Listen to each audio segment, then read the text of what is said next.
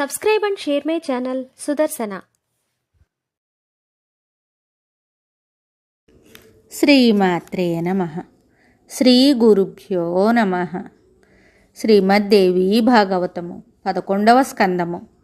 కామ్యసిద్ధి ఉపద్రవ శాంతి కొరకు గాయత్రీ మంత్ర వివిధ ప్రయోగములు. 6 సంవత్సరములు జపించిన పురుషులకు ఇష్టము వచ్చిన రూపమును ధరించి యోగ్యత కలుగును. 7 సంవత్సరములు జపించిన దైవత్వము, 9 సంవత్సరములు జపించినచో మనుత్వము పొందును.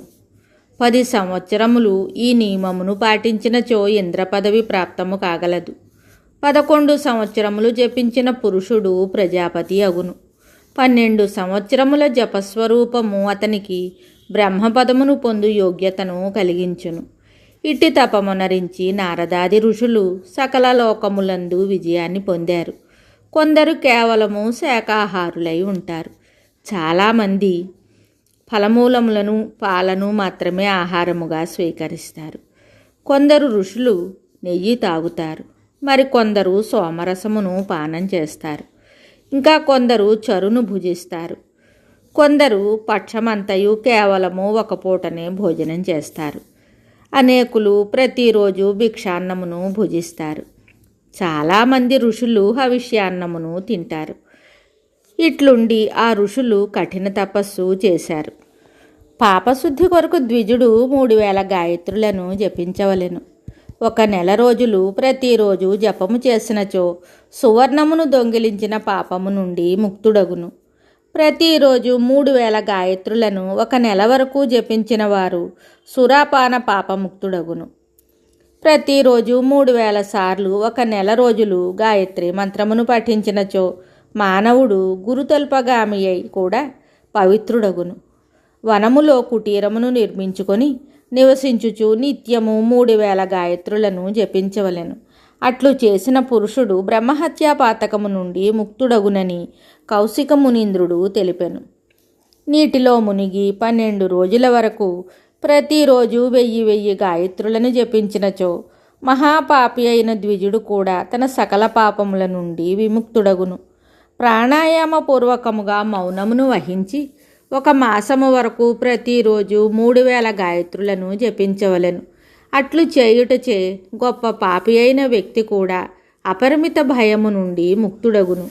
1000 ప్రాణాయామములు చేయుట వలన బ్రహ్మహంతకుడు కూడా పరిశుద్ధుడు కాగలడు. ప్రాణాపాన వాయువులను ఊర్ధ్వముఖము చేసి సంయమనశీలుడై గాయత్రి మంత్రమును 6 సార్లు అభ్యసించవలెను. ఈ ప్రాణాయామము సకల పాపములను నశింపచేయును. 1 నెల వరకు ప్రతిరోజు 1000 గాయత్రులను అభ్యసించినచో రాజు పవిత్రుడగును. గోవును హత్య చేసిన పాపమంటుకొనిన ద్విజుడు దానిని శుద్ధి చేసుకొనుటకు 12 రోజుల వరకు 3000 చొప్పున గాయత్రులను పఠించవలెను. 10,000 గాయత్రులను జపించిన ద్విజుడు అగమ్యగమనము, దొంగతనము, ప్రాణహింస, అభక్షభక్షణ పాపముల నుండి దూరమగును. 100 సార్లు ప్రాణాయామము చేసిన పురుషుడు సమస్త పాపముల నుండి ముక్తుడగును. రకరకములైన పాపములతో కూడిన మానవుడు తన శుద్ధి కొరకు 1 నెల రోజులు వనమునందుండి ప్రతిరోజు గాయత్రి 1000 మంత్రములను జపించవలెను. 24,000 గాయత్రులను అభ్యాసము చేయుట వలన అది కృచ్ఛ్రవ వ్రతమని చెప్పుదురు. 64,000 గాయత్రులను జపించిన అది చాంద్రాయణ వ్రతమునకు సమానమగును.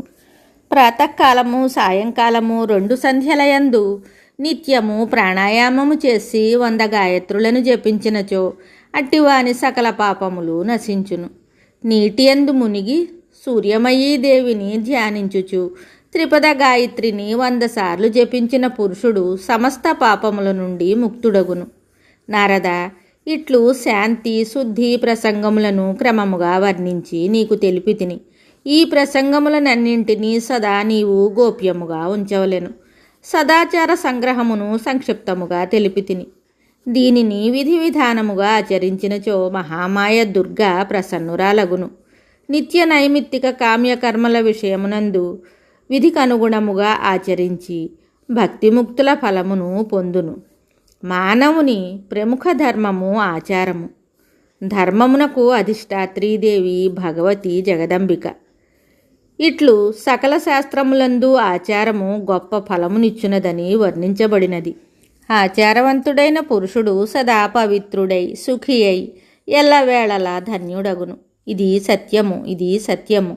సదాచార విధానముతో దేవి ప్రసన్నురాలగును. మానవుడు గొప్ప సంపదలతో సుఖమును అనుభవించునని చెప్పుదురు. కానీ సదాచారము చేత మానవునకు ఇహపరలోకములందు సుఖము సులభమగును. ఈ సదాచార ప్రసంగమును మీ ఎదుట వర్ణించి ఇప్పుడు ఇంకేమి ప్రసంగమును విలదల్చుకున్నారు? శ్రీమద్దేవి భాగవతమునందు 11వ స్కందము సంపూర్ణము. శుభం. Subscribe and share my channel Sudarsana.